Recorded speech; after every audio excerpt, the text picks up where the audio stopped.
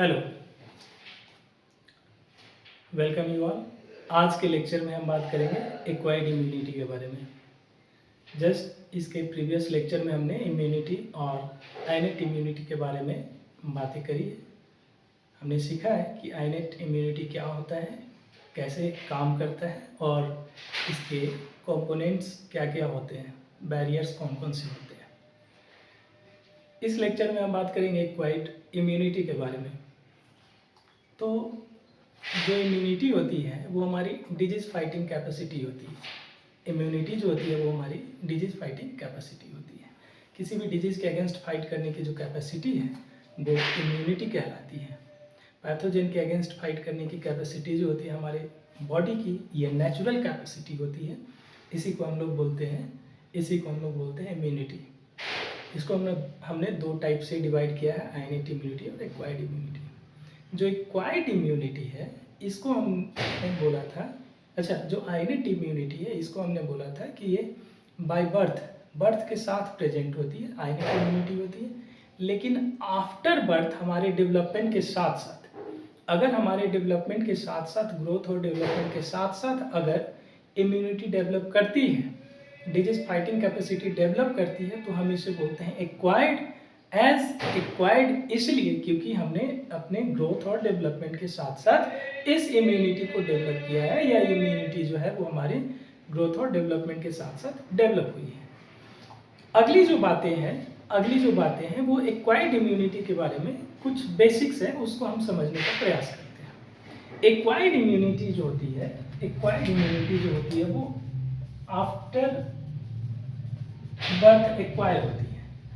Acquired immunity जो होती है वो आफ्टर बर्थ एक्वायर्ड होती है, और एक्वायर्ड हमने इसलिए बोला क्योंकि हमारे ग्रोथ और डेवलपमेंट के साथ साथ इसका भी डेवलपमेंट होता है। ये भी जैसे जैसे हमारा एक्सपोजर होगा एटमॉस्फेयर के साथ, जैसे जैसे हमारा एटमॉस्फेयर के साथ एक्सपोजर होगा, नए नए तरह के पैथोजेंस माइक्रोब्स के साथ एक्सपोजर होगा, तब जाकर हमारी बॉडी जो है वो इम्यून सिस्टम जो लर्न करती है नए नए पैथोजन को, नए नए माइक्रोब्स को, कि उसको अगर वो हमारे शरीर पे काउंटर करता है, अगर वो हमारी बॉडी पे काउंटर करता है माइक्रोब्स, तो फिर ये हमारी जो इम्यून सिस्टम है वो उसको कैसे मारेगी, कैसे न्यूट्रलाइज करेगी, इन चीज़ों को लर्न करती है।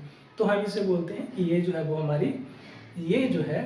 हमारी एक्वायर्ड इम्यून सिस्टम है, और वो आफ्टर बर्थ प्रेजेंट होती है ना। इसकी और कुछ चीज़ें हैं, जैसे अगर हम बात करें कि कैसे, how this acquired immune system is developed after birth, what is the mechanism. तो मैं अक्सर इसको ऐसे समझाता हूँ कि लेट से अगर हमारे अंदर हमारे शरीर में तीन तरह के पैथोजन ए, बी और सी का अटैक हुआ, let's say simultaneously different type of pathogens are there, या मे बी, है ना। ये जो है वो अगर अटैक होता है अलग अलग तरह के पैथोजन का, तो जो हमारी इम्यून सिस्टम है एक्वायर्ड इम्यून सिस्टम है, सबसे पहले ये क्या करेगी, सबसे पहले इनको रिकॉग्नाइज करती है कि अगर ये पैथोजन है ए बी सी, में भी बैक्टीरिया के अलग अलग टाइप हो सकते हैं, वायरस हो सकते हैं, बैक्टीरिया वायरस फंगस हो सकते हैं, है ना। तो जनरलाइज हमने कर दिया ए बी सी, अगर अलग अलग पैथोजन का अटैक हुआ तो इम्यून सिस्टम जो है वो इसको रिकॉग्नाइज करता है एज अ फॉरेन मटेरियल, और इसको पहचानता है कि ये भाई फॉरेन है। हमारी इम्यून सिस्टम का ये काम है कि ये फॉरेन मटेरियल है, और अपने सेल्स को भी ये पहचानती है कि ये हमारे अपने सेल्स हैं, सेल्फ सेल है, और ये जो फॉरेन मटेरियल नॉन सेल्फ है, बाहर का है। तो हम इसको बोलते हैं ये डिफरेंशिएट करता है सेल्फ वर्सेस नॉन सेल्फ का डिफरेंशिएशन करता है कि हमारे सेल्स अपने सेल्स हैं या दूसरे सेल्स हैं। ये डिफरेंशिएशन हो गया, है ना, ये डिफरेंशिएशन हो गया। अब ये जो डिफरेंशिएशन हुआ सेल्फ वर्सेस नॉन सेल्फ का, इसके बाद क्या होगा, इसके बाद होगा, इस डिफरेंशिएशन के बाद, तो इसके डिफरेंशिएशन के बाद जो हमारा इम्यून सिस्टम इसको डिफरेंशिएट किया है कि ये नॉन सेल्फ सेल है, अलग अलग सेल्स है ना, अलग अलग सेल्स हैं। अब इस डिफरेंशिएशन के बाद होता ये है, अब इस डिफरेंशिएशन के बाद इसको क्या करेगा, न्यूट्रलाइज करने का प्रयास करेगा। हमारा इम्यून सिस्टम इसलिए तो डेवलप्ड है ना। तो हमारे इम्यून सिस्टम का काम ये है कि इसको न्यूट्रलाइज करेगा या किल करेगा, इसके इम्पैक्ट को कम करेगा या इसको किल करेगा। तो उस बेसिस पे हम ये बोलते हैं कि इसको मारेगा। अब यहाँ पे जो बातें आती है कि अगर ये बैक्टीरिया है, अगर ये वायरस है, अगर ये फंगस है, तो मारने का जो तरीका होगा वो बैक्टीरिया के लिए अलग होगा, वायरस के लिए अलग होगा या फंगस के लिए अलग होगा। मोटे तौर पे हम ये समझे कि बैक्टीरिया के को मारने का तरीका अलग होगा। The killing pattern for bacteria, virus and fungus varies based on their pattern, based on their pathogenicity, है ना, based on their pattern, based on their pathogenicity कि कैसे ये डिजीज काउज करता है, कैसे ये डिजीज प्रोग्रेशन में मदद कर रहा है बैक्टीरिया, कैसे है ना डिजीज काउज कर रहा है, तो उसके हिसाब से ये किल करेगा। तो इसको हम लोग बोलते हैं कि ये जो होता है वो स्पेसिफिक होता है, pathogen specific, specificity, pathogen specific, है ना।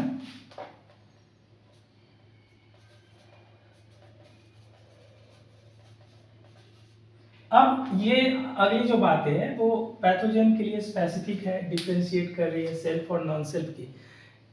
एक और चीज है कि अगर बैक्टीरिया है, अगर ये तीनों बैक्टीरिया है तो अलग अलग बैक्टीरिया है, अलग अलग बैक्टीरिया में हमारे सराउंडिंग में millions of different type of bacteria है, billions of different types of क्या है, वायरस है, फंगस है ना, जो पैथोजेनिक है। तो हर एक ऑलमोस्ट बैक्टीरिया, वायरस, पैथो या जो पैथोजन हम बोले कि उसके अगेंस्ट हमारी इम्यून सिस्टम काम करती है, डाइवर्सिटी शो करती है, यानी जितने पैथोजेंस होंगे उसको हर एक पैथोजन को पहचान कर न्यूट्रलाइज करने का तरीका, किल करने का तरीका हमारे इम्यून सिस्टम के पास है, डेवलप करती है। और इसीलिए हम बोलते हैं कि हमारे इम्यून सिस्टम जो है वो डाइवर्सिटी शो करती है, हमारी इम्यून सिस्टम जो है वो डाइवर्सिटी शो करती है।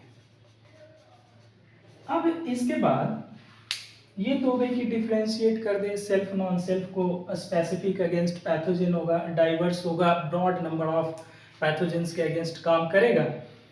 अगली जो बात है कि अगर कोई पैथोजन अटैक किया हमारे शरीर में और हम पहली बार, अगर कोई पैथोजन फर्स्ट टाइम अटैक करी है, पहली बार अटैक करी है, तो उस समय हमारे इम्यून सिस्टम को उसको पहचानने में समय लगता है, उसको आइडेंटिफाई करने में सेल्फ वर्सेस नॉन सेल्फ।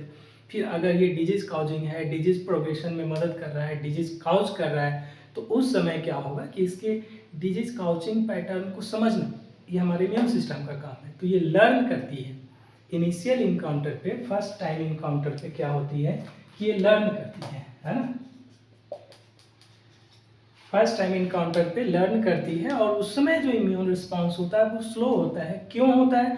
क्योंकि उसको आइडेंटिफाई करना, पहचानना, उसके जो है पैटर्न है, कैसे काम करता है, काम करने के तरीके को समझना, डिजीज कैसे काउज कर रहा है इसको समझना, तो इम्यून सिस्टम जो है उसको आइडेंटिफाई करने में समय लेती है। और इसलिए बोलते हैं कि हमारी इम्यून सिस्टम स्लो रिस्पॉन्स देती है। लेकिन अगर सेम पैथोजन दोबारा अटैक करे, सेम पैथोजन दोबारा अटैक करे, तो उस समय सेकेंड इनकाउंटर पे क्या होता है, सेकेंड इनकाउंटर पे क्या होता है कि इम्यून सिस्टम जो पहले इनकाउंटर पे, पैथोजन के पहले इनकाउंटर पे इसको पकड़ के पहचान के रखी, इसको किल कर दिया, उसको रिकॉग्नाइज किया, उसके पैथोजेनिक पैटर्न को रिकॉग्नाइज किया कि कैसे डिजीज काउज कर रही है, और अगर डिजीज काउजिंग है तो उसको मार दिया, उसको क्या किया, मार दिया। तो ये जो फर्स्ट इम्यून रिस्पांस था वो स्लो था, लेकिन सेकेंड टाइम में अगर सेम पैथोजन है तो उसमें क्या करती है इम्यून सिस्टम कि पहले इनकाउंटर के टाइम पे उसके पैटर्न को समझ के मेमोरी बना लेती है, जो आइनेट इम्यून सिस्टम में लैक कर रहा था। आइनेट इम्यून सिस्टम इसकी मेमोरी नहीं बनाती है, आइनेट इम्यून सिस्टम इसकी मेमोरी नहीं बनाती है। अगर कोई पैथोजन अटैक किया तो इनेट इम्यूनिटी में मेमोरी नहीं बनती है, लेकिन एक्वायर्ड इम्यून सिस्टम में मेमोरी बनती है। फर्स्ट टाइम इनकाउंटर के बाद उसकी मेमोरी बनती है, और सेकेंड टाइम जब इनकाउंटर करती है तो उस मेमोरी का यूज करके, अब मेमोरी क्या होगा, उसके मॉलिक्यूलरिटी को, उसकी पैथोजेनिसिटी, उसके डिजीज काउजिंग पैटर्न को आइडेंटिफाई करता है। अच्छा ये डिजीज काउजिंग है, इसका ये मॉलिक्यूलर पैटर्न, अब इसको मारो, है ना। अब ये क्या करेगा, ये जो है डिजीज काउजिंग है, अगर पैथोजेनिक है तो इसको डायरेक्ट क्या करो, किल करो। तो ये मेमोरी का इस्तेमाल करती है, मेमोरी फॉर्मेशन करती है, और उस मेमोरी का इस्तेमाल करती है पैथोजन को मारने में, और सेकेंड इम्यून रिस्पॉन्स जो होता है वो फास्ट होता है। तो इसलिए ये जो है, ये चीज़ें हैं वो हमारी एक्वायर्ड इम्यून सिस्टम की बेसिक्स है, कि ये जो होगा वो बर्थ के बाद हमारे ग्रोथ और डेवलपमेंट के साथ साथ, हमारे ग्रोथ और डेवलपमेंट के साथ साथ ये जो है वो एक्वायर्ड इम्यूनिटी डेवलप करती है, और ये डिफ्रेंशिएट करती है सेल्फ वर्सेस नॉन सेल्फ। कोई स्पेसिफिक होगी, पैथोजन स्पेसिफिक होगी, पैथोजन को पहचानेगी कौन सा पैथोजन है, कैसे मारना है। डाइवर्स नेचर शो करती है, क्योंकि ब्रॉड रेंज ऑफ पैथोजन है, तो ब्रॉड रेंज ऑफ ये भी जो एक्वायर्ड इम्यूनिटी है उसी के हिसाब से ये जो है वो डाइवर्सिटी शो करती है, और ये मेमोरी फॉर्म करती है। अगर कोई पैथोजन अटैक कर दिया, पहली बार अटैक किया है, तो अगर वो डिजीज काउजिंग है तो उसको क्या किया जाएगा, न्यूट्रलाइज किया जाएगा, किल कर दिया जाएगा, और सेकेंड टाइम में क्या होगा, उसको अगर वो फिर से इनकाउंटर करता है फिर से किल किया जाएगा, लेकिन उस समय मेमोरी का यूज़ किया जाएगा जो फर्स्ट इनकाउंटर पे मेमोरी बनेगा। फर्स्ट इनकाउंटर पे मेमोरी बनती है, और सेकेंड टाइम में उसी मेमोरी का यूज़ करके फास्ट रिस्पॉन्स दिया जाता है, जो एक्वायर्ड इम्यून सिस्टम में हमें देखने को मिलती है। तो ये चीज़ें हैं। अब अगली चीज़ें हैं इसके बाद, अब वो ये है कि कंपोनेंट क्या है एक्वायर्ड इम्यून सिस्टम के। एक्वायर्ड इम्यून सिस्टम के कंपोनेंट कौन कौन से हैं, या एक्वायर्ड इम्यून सिस्टम किन चीज़ों से बना है, कैसे काम करता है, इसके बारे में हम समझेंगे। तो अगर सबसे पहले हम एक्वायर्ड इम्यून सिस्टम के कंपोनेंट की बात करें, तो सबसे पहली चीज़ें जो आती है वो आती है cells of acquired immune system. सबसे पहली चीज़ें आती है वो आती है सेल्स ऑफ एक्वायर्ड इम्यूनिटी। अच्छा यहाँ पे एक चीज़ें आती है थोड़ी सी, ब्लड का कॉन्सेप्ट है। ब्लड का कॉन्सेप्ट ये है कि ब्लड जो होता है, ब्लड सेल का फॉर्मेशन जो होता है वो कहाँ होता है, बोन मैरो में होता है। बोन मैरो में ब्लड सेल का फॉर्मेशन होता है। ब्लड को हम जो सेल्स होते हैं उनको आरबीसी, डब्ल्यूबीसी और प्लेटलेट्स में डिवाइड करते हैं। डब्ल्यूबीसी यानी जो ल्यूकोसाइट होता है वो हमारा ए ग्रेन्युलोसाइट होता है, ए ग्रेन्युलोसाइट और ग्रेन्युलोसाइट होता है ना। ए ग्रेन्युलोसाइट होता है और ग्रेन्युलोसाइट होता है। तो हम क्या करते हैं, ए ग्रेन्युलोसाइट अगर हमारा ब्लड है तो ब्लड को हम आइडेंटिफाई करते हैं, डिवाइड करते हैं आरबीसी, डब्ल्यूबीसी और प्लेटलेट्स। ये हमारा होता है ए ग्रेन्युलोसाइट और ये होता है ग्रेन्युलोसाइट। अगर याद है तो ठीक है, हम क्विक रिकैप ले रहे हैं यहाँ पे। ए ग्रेन्युलोसाइट जो हमारा होता है, ए ग्रेन्युलोसाइट जो होता है वो हमारा होता है इओसिनोफिल,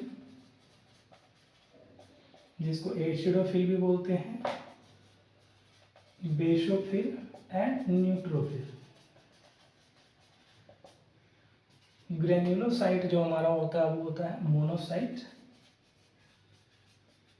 एंड लिम्फोसाइट। तो ब्लड में जो हमारे डब्ल्यूबीसी है, जो लिम्फोसाइट है डब्ल्यूबीसी में, ये लिम्फोसाइट जो होता है वो हमारा कंपोनेंट होता है एक्वायर्ड इम्यून सिस्टम का। ये जो लिम्फोसाइट होता है वो हमारा कंपोनेंट होता है एक्वायर्ड इम्यून सिस्टम का। सेल्स में अगर हम बात करते हैं तो होता है लिम्फोसाइट।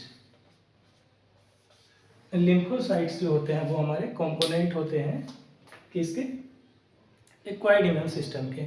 बाकी हमने ये पढ़ रखा है कि मोनोसाइट मैक्रोफाज में, और न्यूट्रोफिल जो होता है वो बिगर सेल्स होते हैं, मैक्रोफाज में कन्वर्ट होगा, और ये जो होते हैं वो क्या करते हैं, आइनेट इम्यूनिटी में रोल प्ले करते हैं। क्या एक्जैक्टली वही फैगोसाइटोसिस का। तो ये चीज़ें हैं, बस एक क्विक रिव्यू है, इसको ध्यान में रखना है। लिम्फोसाइट्स जो होते हैं वो हमारे जो लिम्फोसाइट्स होते हैं, अब ये जो लिम्फोसाइट होते हैं वो हमारे कंपोनेंट होते हैं एक्वायर्ड इम्यून सिस्टम का। लिम्फोसाइट का जो डेवलपमेंट होता है लिम्फोसाइट का जो डेवलपमेंट होता है वो भी होता है ब्लड सेल यानी बोन मैरो में ही, है ना। लिम्फोसाइट का जो ओरिजिन है वो क्या है, बोन मैरो है। अगर हम लिम्फोसाइट के ओरिजिन की बात करें तो ओरिजिन क्या है, bone marrow, red bone marrow, RBM, red bone marrow में लिम्फोसाइट जो होता है वो डेवलप करता है। अगर लिम्फोसाइट जो होते हैं वो बेसिकली बोन मैरो में डेवलप करते हैं, यानी कि ओरिजिन जो है वो, इसका ओरिजिन जो है वो बोन मैरो में है। लेकिन क्या होता है कि बोन मैरो में ओरिजिन होने के बाद, यानी इसका जन्म होने के बाद, जनरेशन होने के बाद, कुछ लिम्फोसाइट जो होते हैं वो माइग्रेट कर जाते हैं थाइमस में। कुछ लिम्फोसाइट जो है वो थाइमस में माइग्रेट कर जाते हैं, जबकि कुछ लिम्फोसाइट जो होते हैं, पोर्शन ऑफ लिम्फोसाइट जो होता है वो बोन मैरो में ही रह जाते हैं, रिमेन्स इन बोन मैरो। ये जो होता है वो बोन मैरो में ही रह जाता है। तो वैसे लिम्फोसाइट जो माइग्रेट कर गए थाइमस में माइग्रेट किया, और थाइमस में क्यों माइग्रेट करता है, क्योंकि थाइमस में इसको कंडीशंस मिलते हैं इसके मैचुरेशन करने के लिए। ये डेवलपमेंट होता है थाइमस में, इसका मैचुरेशन होता है, ये वयस्क होता है। बच्चा से बोले कि ये वयस्क होता है।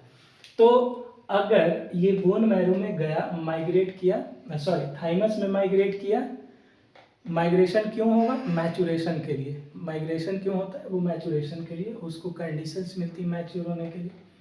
कुछ बोन मैरो में ही रह जाते हैं। तो वैसे लिम्फोसाइट जो माइग्रेट कर जाते हैं थाइमस में, उनको हम लोग बोलते हैं, क्या बोलते हैं, लिम्फोसाइट तो है लेकिन चूंकि थाइमस में माइग्रेट किया है इसलिए हम इसको बोलते हैं T lymphocyte.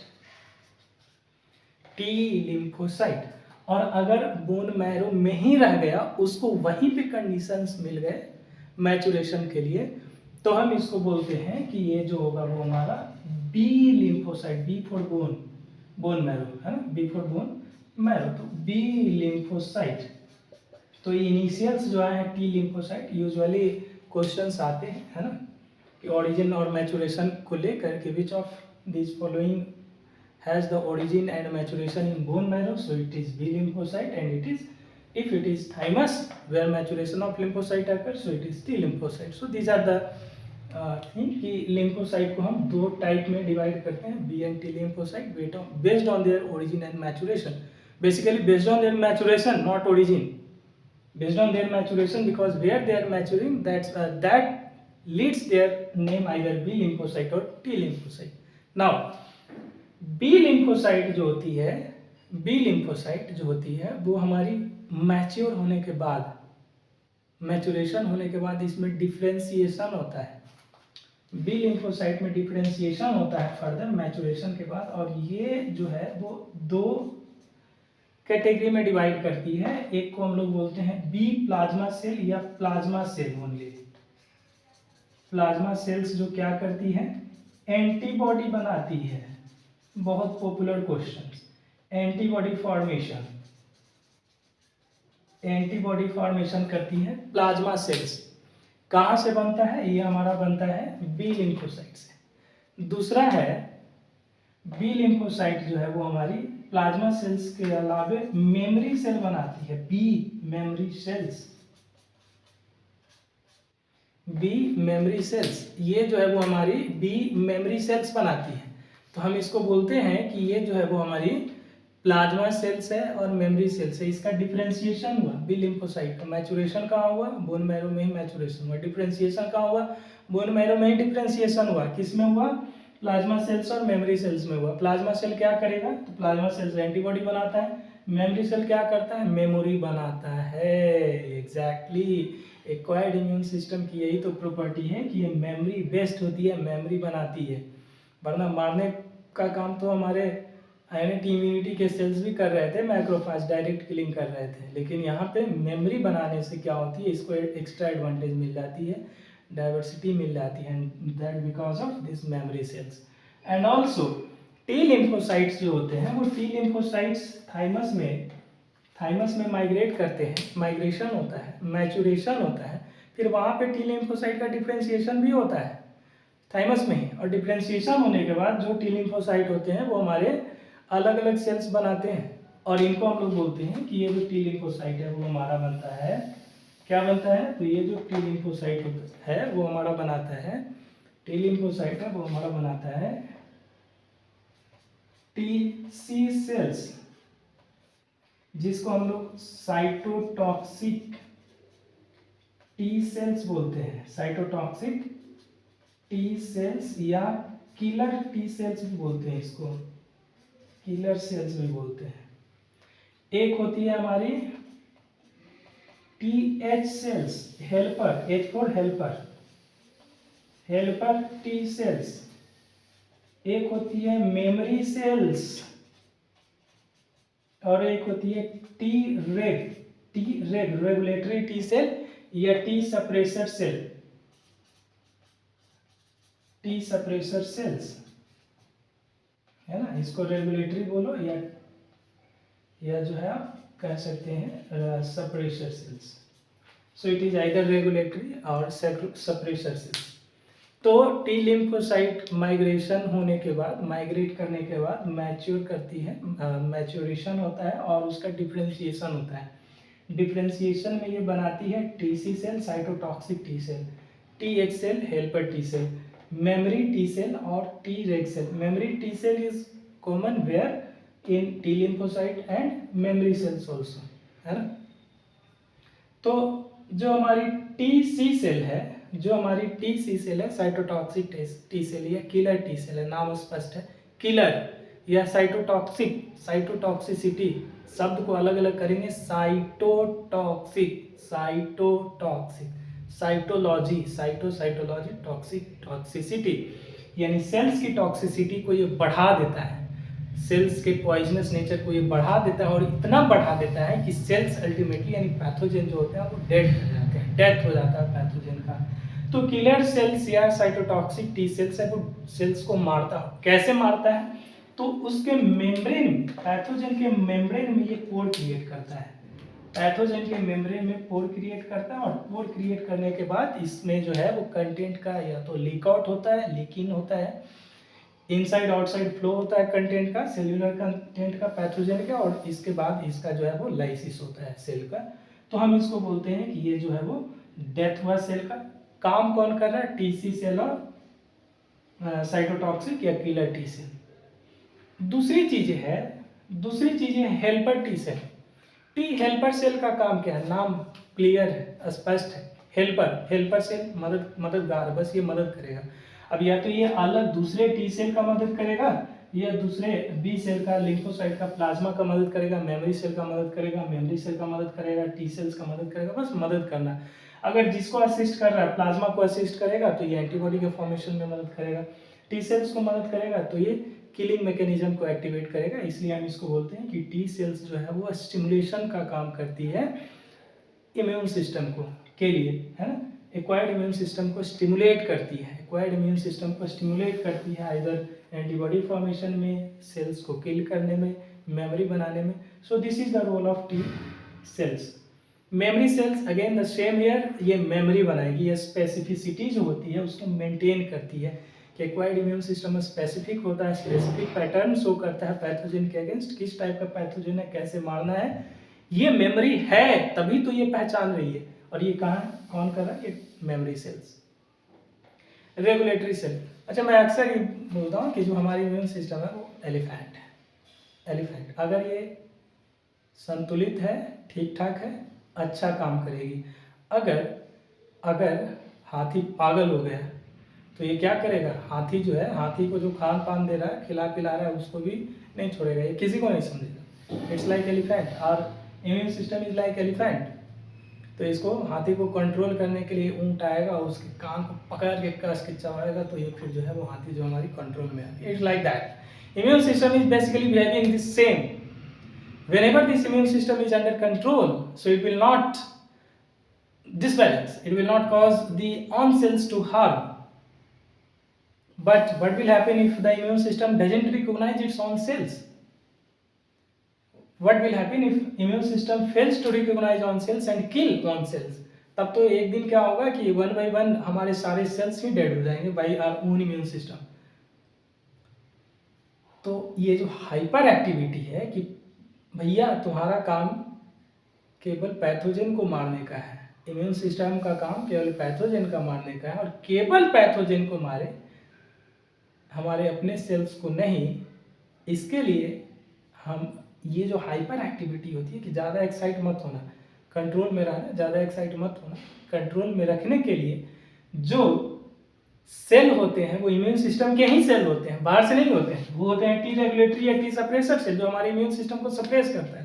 Regulatory cell regulate करते हैं, इसलिए नाम है टी रेगुलेटरी सेल या फिर टी सप्रेसर सेल, ताकि हमारे इम्यून सिस्टम को ये रेगुलेट करे, बिहेवियर को रेगुलेट करे, एक्टिविटी को रेगुलेट करे। शांत, calm down है, it's not a time to be hyper active.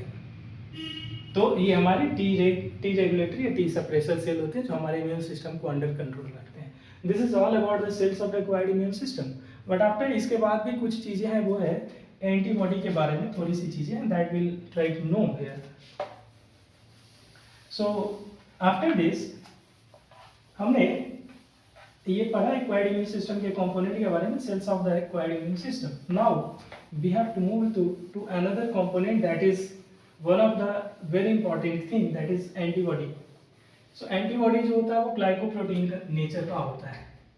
Antibody जो होता है वो ग्लाइकोप्रोटीन नेचर का होता है। दूसरी चीज है आफ्टर सेल एंटीबॉडी। एंटीबॉडी जो होती है वो ग्लाइकोप्रोटीन नेचर की होती है।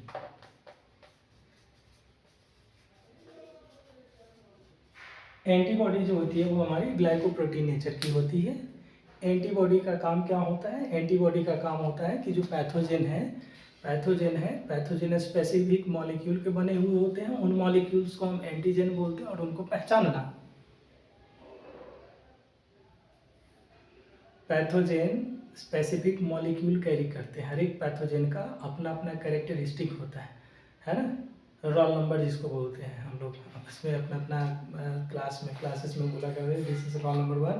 If you don't know the name exactly what is the name, then identify with the roll number. So this is the simplest way to learn for anyone in classroom. That's same registration number होता है सबके पास, है ना। तो pathogen के पास registration number बोले या फिर उसका जो है वो केमिकल मार्क बोले, या मॉलिक्यूल स्पेसिफिक मॉलिक्यूल होता है जिसको हम एंटीजन बोलते हैं, और उसी एंटीजन को पहचानने का काम करता है हमारा एंटीबॉडी। तो एंटीबॉडी ग्लाइकोप्रोटीन नेचर का होता है। एंटीबॉडी हमारा बाइसेप्ड का होता है, बाइसेप्ड होता है। और ये एंटीबॉडी जो होता है, ये एंटीबॉडी जो होता है वो हमारा किसके द्वारा बनता है? बी प्लाज्मा सेल्स के द्वारा बनता है, formed by B plasma cells. Formula जो होता है इसका H2L2 होता है। What is this chemical formula antibody का? H2L2, ये हम देखेंगे। तो अगर हम शेप या स्ट्रक्चर की बात करते हैं कि स्ट्रक्चर ऑफ एंटीबॉडी, तो स्ट्रक्चर जो होता है एंटीबॉडी का कुछ बाइसेप्ड का होता है। शेप जो होता है वो बाइसेप्ड का होता है। ये होता है हमारा कुछ इस तरह से।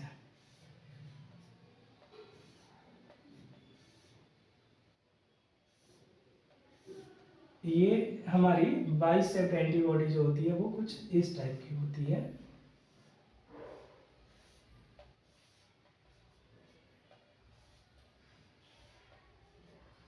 ठीक है, ये बाइसेप्ड एंटीबॉडी हमारी बाइसेप्ड की होती है। अब ये जो बाइसेप्ड एंटीबॉडी है, इसमें क्या होता है कि एक छोटा ये टेट्रापेप्टाइड चेन है। इसको एक चीज और आप लिख सकते हो, फॉर्मूला दिस, और ये जो होता है वो टेट्रापेप्टाइड चेन। ग्लाइकोप्रोटीन है, प्रोटीन पाउडर, वही टेट्रापेप्टाइड चेन। ये 4 पेप्टाइड चेन होती है यहाँ पे, टोटल 4 पॉलीपेप्टाइड चेन होते हैं, 4 पॉलीपेप्टाइड चेन होते हैं। बड़ा वाला जो चेन होता है, बड़ा वाला चेन जो होता है, वजन बड़ा है, वजन ज्यादा होगा, इसलिए हम इसको बोलते हैं हेवी चेन। हेवी चेन ये जो होता है वो हमारा हेवी चेन होता है। और ये छोटा वाला जो चेन होता है, इसको चूंकि हल्का है, छोटा है, हल्का होगा, कम वेट होगा, इसलिए हम इसको बोलते हैं लाइट चेन। और इसी से 2 लाइट चेन 2 हेवी चेन, तो फार्मूला हमारा आया L2, H2, Heavy2, L2, Light2।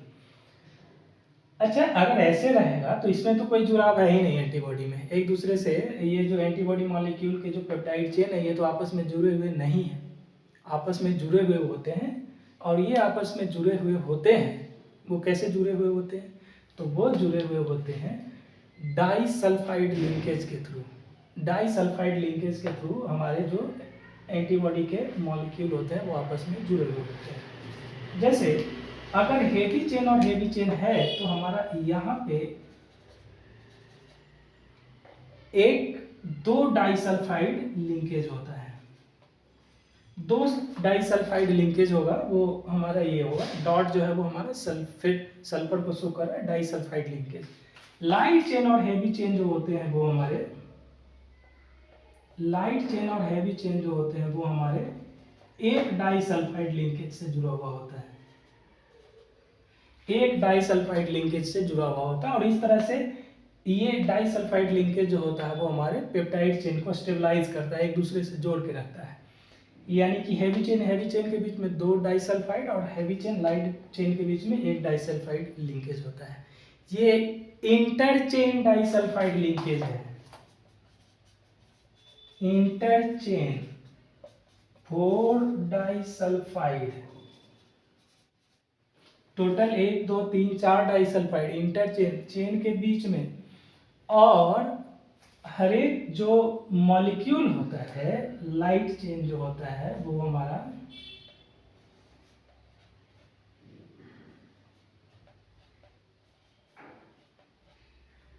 इस तरह से लाइट चेन के बीच में आपस में लाइट चेन अपने आप को स्टेबलाइज करने के लिए दो डाइसल्फाइड बॉन्ड को कैरी करता है। हेवी चेन उसी हिसाब से टोटल 4 डाइसल्फाइड बॉन्ड बनाते हैं। Heavy chain total 4 disulphide bond बनाते हैं, है ना। तो इसको हम लोग बोलेंगे इंट्रा चेन। इंट्रा चेन कितना हो गया? जो चेन के बीच में ही है, आपस में ही है, इंट्रा चेन है। Intra chain disulphide 1 2 3 4 5 6 7 8 9 10 11 12, total 12 disulphide chain ये हो गया। हर एक लाइट चेन का जो वेट होता है, इसका वेट जो होता है वो होता है 25 किलो डाल्टन, 25 किलो डाल्टन। और इसका दोनों पोर्शन का वेट जो होता है 25 + 25 50, 50 किलो डाल्टन। हेवी चेन जो है वो आपका 50 किलो डाल्टन होता है। टोटल वेट कितना होगा? 50 50 100 25 25 50, total 150 kilo dalton. Total 150 kilo dalton weight होता है एंटीबॉडी मॉलिक्यूल का। ये हमारा कुछ चीज़ें हैं वो एंटीबॉडी के बारे में, एंटीबॉडी मॉलिक्यूल के बारे में जो एनसीईआरटी के हिसाब से है, जो हमारे सिलेबस में भी है। अक्सर ये एक बड़ा इंटरेस्टिंग क्वेश्चन है कि अगर डाइसल्फाइड लिंकेज है, अक्सर ये इग्नोर किया जाता है। डाइसल्फाइड लिंकेज है तो कौन से अमीनो एसिड प्रेजेंट होंगे, that you try to find, it's your work, है ना। अगर ये डाइसल्फाइड है, प्रोटीन है, तो obviously there is amino acid. Sulphur तो होंगे नहीं, कार्बोहाइड्रेट में सल्फर तो होते नहीं है। सल्फर जो होता है वो अमीनो एसिड में होता है। If it is amino acid तो कौन से अमीनो एसिड है, try to find. It's very interesting, multi concept questions इसी तरह से बनते हैं। You are studied biomolecules and you are studying this antibody, so try to relate this 2 chapters. Antibody के स्ट्रक्चर के बाद हम बात करते हैं टाइप। अब एंटीबॉडी के स्ट्रक्चर के बाद हम बात करते हैं type of antibody.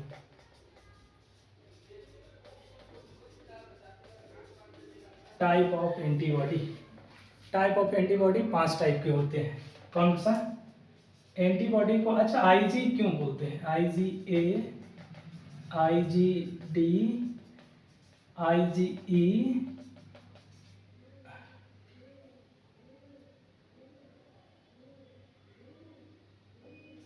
IgG, IgM। Immunoglobulin, IG मतलब IG stands for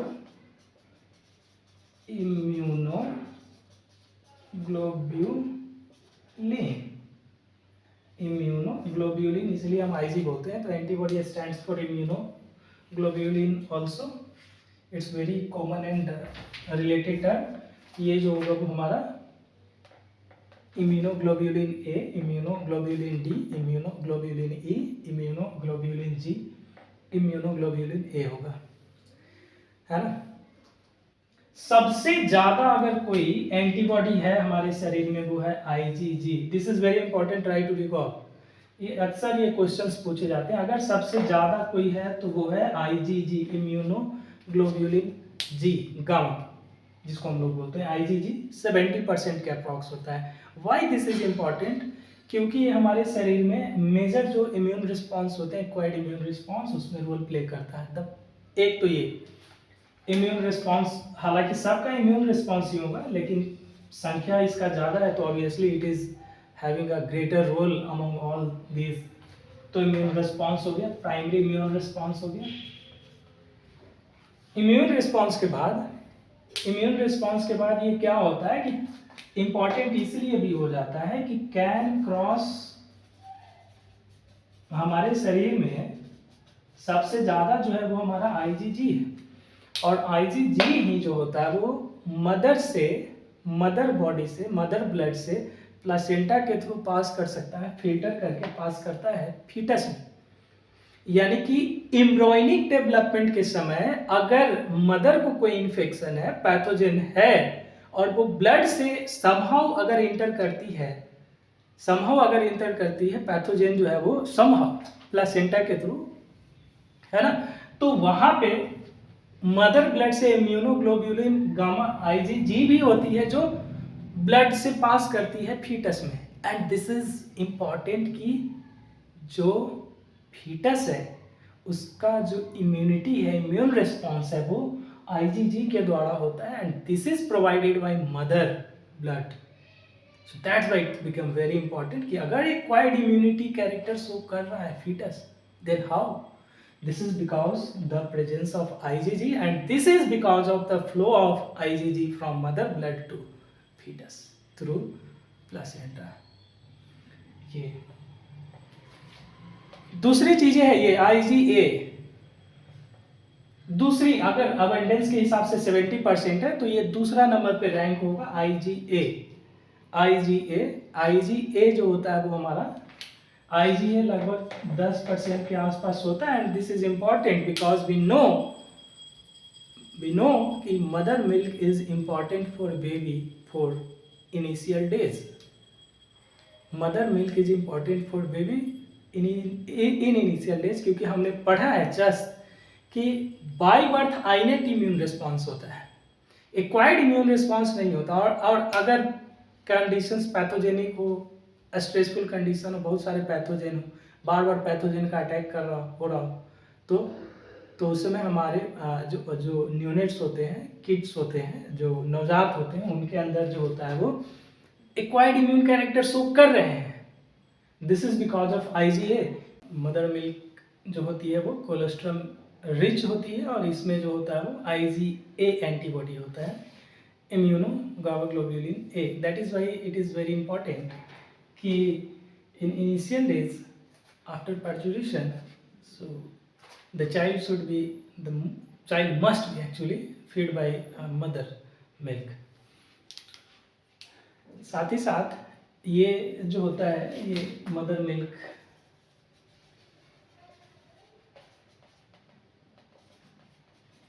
rich in cholesterol,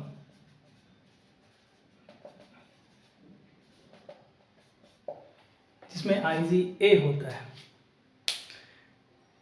saliva हो या टीयर्स हो, सलाइबा हो या टीयर्स हो या स्वेट हो, इसमें भी हमें IgA देखने को मिलता है। IgD जो है, IgD हमारा सरफेस एंटीबॉडी होता है। ये क्या होता है? सरफेस एंटीबॉडी होता है, या फिर इसको हम सरफेस इम्यूनोग्लोब्यूलिन बोलते हैं। एक्चुअली ये बी सेल रिसेप्टर के रूप में काम करता है। जो बी सेल होते हैं, बी लिम्फोसाइट्स होते हैं, उनके सरफेस पे जो एंटीबॉडी प्रेजेंट होती है वो हमारी IgT होती है। नेक्स्ट जो होती है वो IgE के बारे में है। IgE जो है वो हमारा क्या है, IgE जो है, IgE immunoglobulin E, this antibody is responsible for allergic reaction. This is list. Actually अगर सबसे कम कोई है तो वो IgE है। ये एलर्जिक रिएक्शन कॉज करती है, एक्टिवेट होती है एलर्जी के दौरान, एलर्जिक रिएक्शन के लिए रिस्पॉन्सिबल है। और जो IgE है ये सबसे कम होती है, लिस्ट होती है। IgE एलर्जी के दौरान मास्ट सेल एंड बेसोफिल को ये एक्टिवेट करती है for their secretions. Mast cell और बेसोफिल को एक्टिवेट करती है for their secretion of histamine and heparin. Histamine and serotonin actually. तो हिस्टामिन एंड सेरोटोनिन ये इसके सिक्रेशन को प्रमोट करती है। IgE एलर्जी के दौरान एक्टिवेट होती है। ये बहुत बार नीट में अक्सर ये जो वन लाइनर पूछे जाते हैं। This is very important, which can cross placenta, which is rich in colostrum, which antibody is present in mother milk or colostrum, which antibody is present on surface of B cell, which antibody cause allergic reaction. So one liner questions you can't imagine, very much frequent they are asking from this. IgM most है ना, heaviest antibody अगर कोई है तो वो है IgM, most heaviest. सबसे भारी, अगर सबसे ज्यादा वजन किसी का है तो वो IgM का है। और ये इसलिए होता है क्योंकि ये पेंटामर होते हैं। पेंटामर ऑफ एक जो एंटीबॉडी मॉलिक्यूल हमने ड्रॉ किया था उसके ये पेंटामर होते हैं, जिससे ये इस तरह से होता है, इस तरह से है ना, पेंटामर होते हैं IgM। इसलिए इसका वजन जो होता है, वेट जो होता है वो सबसे ज्यादा होता है। इसके साथ साथ ये हम बोले कि ये पेंटामर है। और IgM के बारे में सबसे यूनिक बात ये है कि IgM हमारा सबसे ओल्डेस्ट एंटीबॉडी होता है। दैट इज कि अगर सबसे पहले किसी एंटीबॉडी का निर्माण हुआ है, the antibody which is formed very early is this IgM। ये जो है वो हमारा IgM होता है जो एंटीबॉडी सबसे पहले बनता है। IgA जो होता है वो हमारा कुछ डायमर टाइप का होता है, इसलिए ये इस टाइप से होता है। IgDE और जो IgG होता है वो हमारा बाइसेप्ड होता है। IgM पेंटामर होते हैं, मोस्ट हैवीएस्ट होते हैं, मोस्ट ओल्डेस्ट आप कह सकते हो। सबसे पहले it is very much frequently asked कि which of this antibody is formed earliest. सबसे पहले अगर कोई बनता है तो दिस इज IgM। अब एक चीज और कि फीटस जो होती है, फीटस में अगर कोई कंजेनाइटल प्रॉब्लम है, फीटस में अगर कोई कंजेनाइटल प्रॉब्लम है, एम्ब्रॉयनिक स्टेज के दौरान अगर कोई कंजेनाइटल प्रॉब्लम देखने को मिलती है जो अगर पेरेंट से इनहेरिट हो गई है चाइल्ड में, फीटस में, तो उस समय उससे बचने के लिए, प्रोटेक्शन के लिए फीटस में जो होता है वो अराउंड 5th मंथ के आसपास IgM एंटीबॉडी का भी सिक्रीशन होता है। तो कंजेनाइटल प्रॉब्लम के दौरान IgM का सिंथेसिस देखने को मिलता है। और कब? 5th month. तो 5th मंथ के दौरान ये जो है वो कंजेनाइटल प्रॉब्लम अगर हो तो IgM का सिक्रीशन देखने को मिलता है। तो this is all about different types of antibody. नाम है ADEGM, है ना, ADEGM। The very important is IgG, IgA and rest are also important because usually this question has been asked. IgE के बारे में most heaviest it is IgM and IgD जो surface receptor पे होती है। अब एंटीबॉडी का काम है हमारा एंटीजन को एनहिलेट करना, जो पैथोजन है उसको आइडेंटिफाई करना, पैथोजन को आइडेंटिफाई करना और पैथोजन के साथ बाइंड करके उसको न्यूट्रलाइज करना, किल करना, है ना, ये एंटीबॉडी का काम है। ये क्या है? एंटीबॉडी का काम है। तो एंटीबॉडी जो है वो पैथोजन की जिस मॉलिक्यूल के साथ बाइंड करता है वो होता है एंटीजन, वो होता है एंटीजन। और इसीलिए हम एंटीजन को बोलते हैं कि एंटीजन जो होते हैं वो हमारे इनिशिएट करते हैं एंटीबॉडी या इम्यूनोग्लोब्यूलिन के प्रोडक्शन को, स्टिमुलेट करते हैं, स्टिमुलेट करते हैं इम्यूनोग्लोब्यूलिन के प्रोडक्शन को, एंटीबॉडी के प्रोडक्शन को,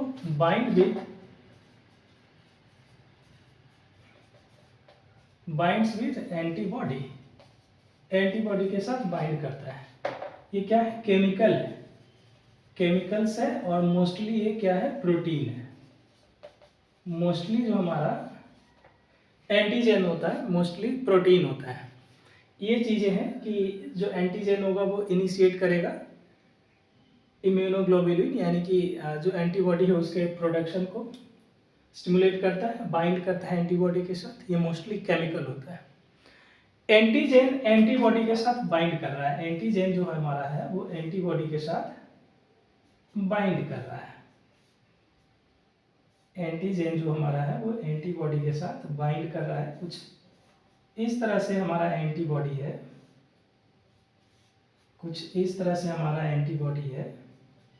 ना, कुछ इस तरह से अगर हमारा एंटीबॉडी है तो एंटीबॉडी के किस हिस्से से एंटीजन बाइंड करता है? तो एंटीजन जो है हमारा इस हिस्से से बाइंड करता है, इस हिस्से से एंटीजन बाइंड करता है। जिस हिस्से से एंटीबॉडी बाइंड करता है एंटीजन के साथ उसको हम लोग बोलते हैं कि ये जो है वो ये वाला हिस्सा जो होता है एंटीबॉडी का ये वेरिएबल पोर्शन कहलाता है, वेरिएबल रीजन या वेरिएबल पोर्शन कहलाता है। वेरिएबल रीजन बाकी जो होता है वो कांस्टेंट होता है। कांस्टेंट और वेरिएबल मतलब ये कि कांस्टेंट रीजन का स्ट्रक्चर चेंज नहीं करेगा, sequence of amino acid change नहीं करेगा।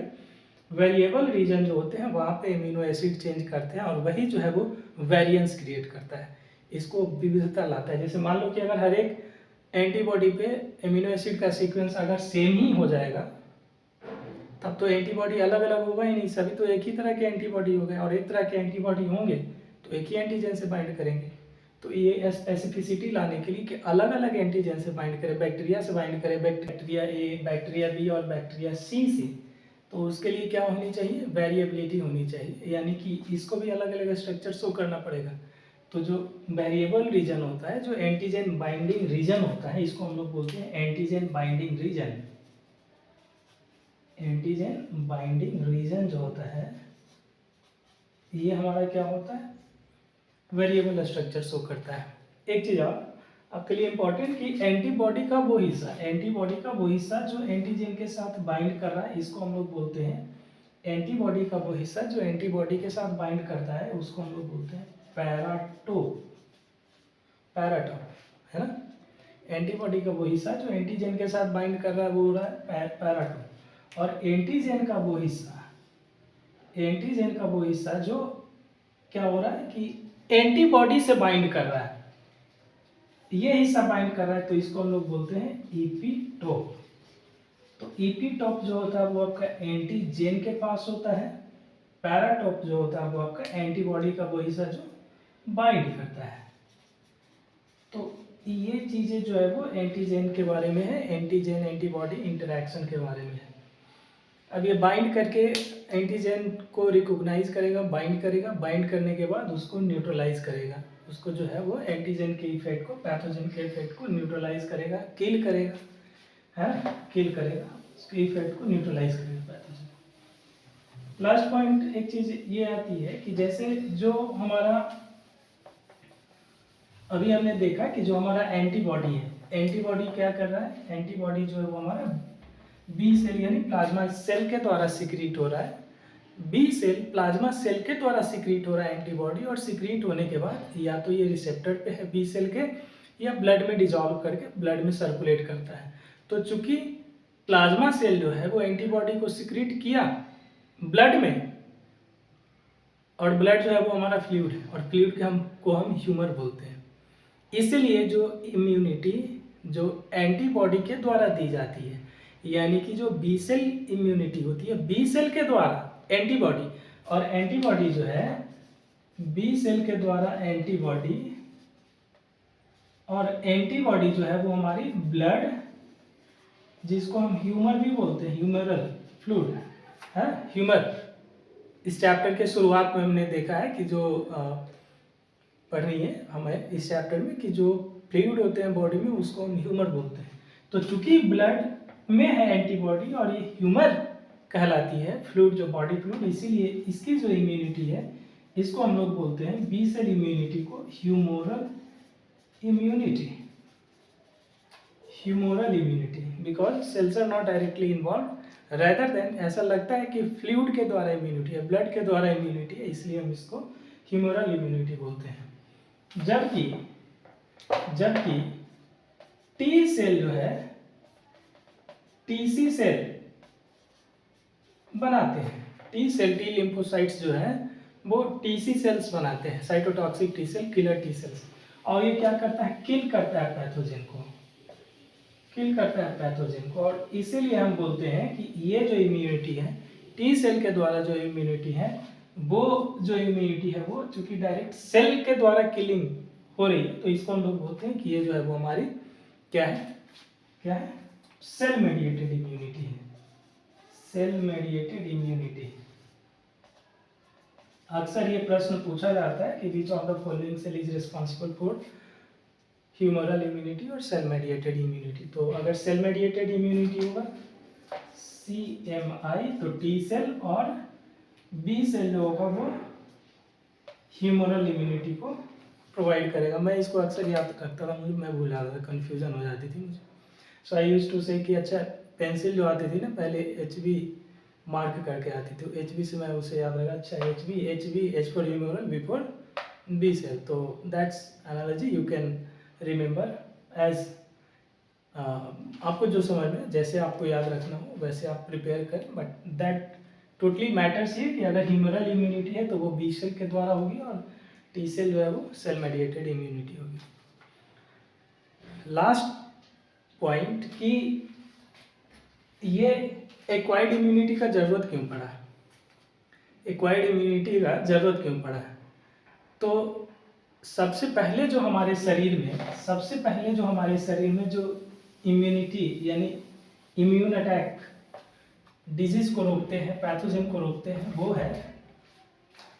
वो है फिजिकल बैरियर, वो है फिजिकल बैरियर। सबसे पहला काम करता है स्किन और म्यूकस, क्या करता है, इसको रोकने का काम करता है। स्किन और म्यूकस जो है वो रोकने का काम करता है ना, किसी भी पैथोजन के एंट्री को। फिजिकल और फिजियोलॉजिकल बैरियर है ना। तो ये जो होता है वो हमारा होता है first line of defence. First line of defence वो किसके द्वारा होता है, स्किन हो गया, म्यूकस हो गया, पीएच हो गया, फीवर हो गया, ये क्या होगा, फर्स्ट लाइन ऑफ डिफेंस हो गया। फर्स्ट लाइन ऑफ डिफेंस हो गया कि चलो समहाउ जो है वो एंट्री को रोकना है, लेकिन अगर एंट्री हो गई, अगर बॉडी में इंटर हो गया तो वहाँ पे आइनेट इम्यून सिस्टम के सेल्स हैं, जैसे मैक्रोफाज हो गया, न्यूट्रोफिल्स हो गए। आइनेट इम्यून सिस्टम के सेल्स हैं मैक्रोफाज और न्यूट्रोफिल, ये क्या करते हैं कि ये इसको रोकते हैं, रोकने का काम करते हैं। मैक्रोफाज न्यूट्रोफिल इनगल्फ कर जाएगा, मैक्रोफाज और न्यूट्रोफिल जो है वो इनगल्फ कर जाएगा, तो इसको हम बोलते हैं सेकेंड लाइन ऑफ डिफेंस।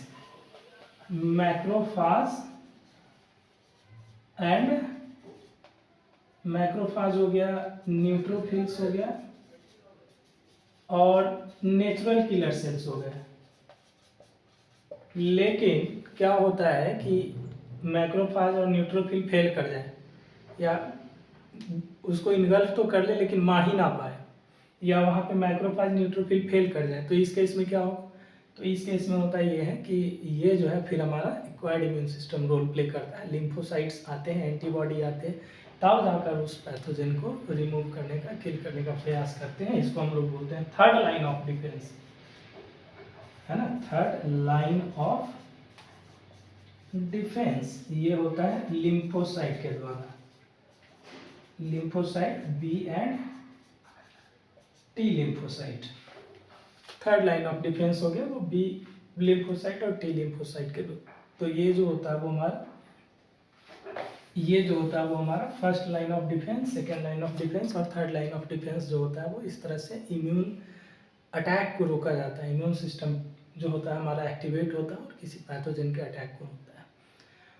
तो सेशन थोड़ी बड़ी रही है ना, but finally acquired immune system और इसके जो कंपोनेंट्स हैं वो यहाँ पे कंप्लीट होते हैं। सेल्स के बारे में हमने पढ़ा एक्वायर्ड इम्यून सिस्टम के, और उसके बाद एंटीबॉडीज़ के बारे में पढ़ा, उसके बाद फिर एंटीजन के बारे में पढ़ा।